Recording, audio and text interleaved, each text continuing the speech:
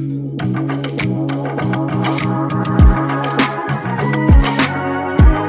wanted to make plans, but you knew they depended on something else happening first? We've all been there.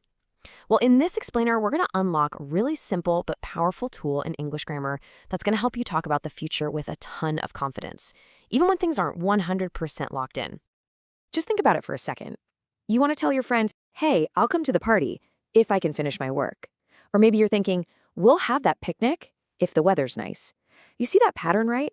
There's a condition, and then there's a result in the future. Well, English has the perfect way to connect those two things. And honestly, it's way easier than you think. So, what is this magic tool I'm talking about? It's called the First Conditional. Now, I know that might sound a little technical, a little bit like a boring grammar lesson, but I promise you, this is about to become your new best friend for talking about future plans that are actually realistic. Okay, so here's the big idea. We use the first conditional to talk about things in the future that have a real chance of happening. This is not for daydreaming about, winning a lottery. Nope. This is for the real likely outcomes of our actions and all the stuff that happens around us. And here it is, the magic formula itself. It's basically a sentence with two parts. First up, you've got the if clause. This part sets up the condition, and you use a present simple verb here. Then part two is the main clause, and this describes the result. For that, you use will plus the infinitive, and that's just the basic form of the verb like go, eat, see. So condition, then result. See? That's it. Let's look at a classic example. If it rains, okay, that's our condition, and notice this simple present verb, rains. So what's the likely result? I won't go to the park. That's our future result, using will not or won't. See how that works? One thing directly depends on the other. It's cause and effect. And here's another one you can probably relate to. If I study today, there's your condition. It's a real possibility, right? And if that happens, what's the probable outcome? I'll go to the party tonight. It's just a brilliant way to connect what you do now with a reward in the future. Now here's a really cool trick. This structure is super flexible. You can completely flip the sentence around. You can start with a result, I will send her an invitation, and then just add the condition at the end, if I find her address. But pay attention to this key detail. When the if part comes second, you don't need a comma. It just makes the whole thing flow a lot more smoothly. So we've got the structure down, but the real power comes from knowing when to actually use it. And it's all about mapping out a realistic path from what's happening now to what might happen later. This timeline here shows it perfectly. You've got the condition, the if part, which is something that happens either now or in the very near future. And that action, well, it leads directly to a probable result sometime later on. It's a straight line, a direct link between a present possibility and a future outcome.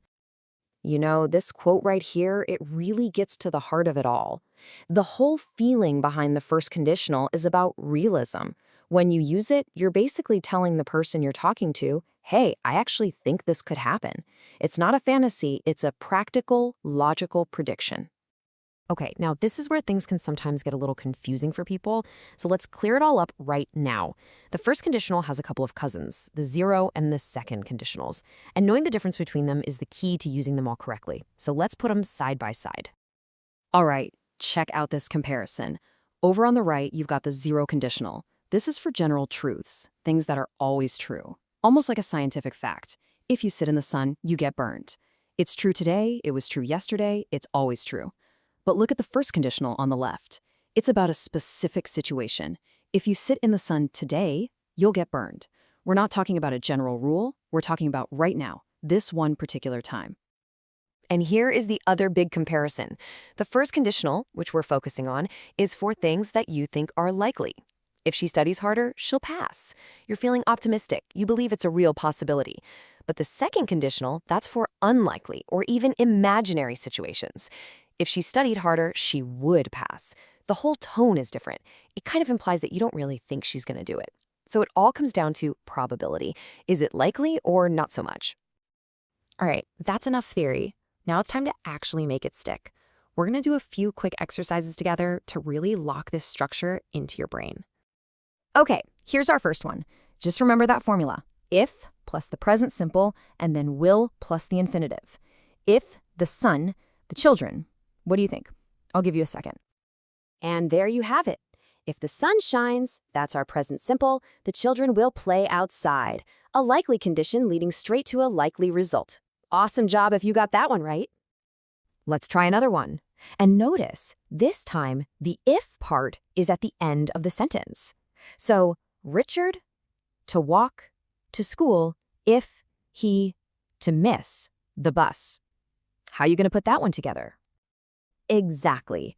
Richard will walk to school if he misses the bus. We start with the result using will, and then we finish with the condition in the present simple. And remember what we said? No comma needed here. Okay, one last one just to make sure this is really cemented in your mind. My sister, to be angry, if I, to turn on the music too loud. What's the correct way to say this? You got it. My sister will be angry if I turn on the music too loud. It's a very clear, very realistic consequence of something you might do. You are definitely getting the hang of this. Okay, that was great work. We have covered the what, the why, and the how of the first conditional. So let's just do a quick recap of the most important points so you can start using this in your own conversations like today.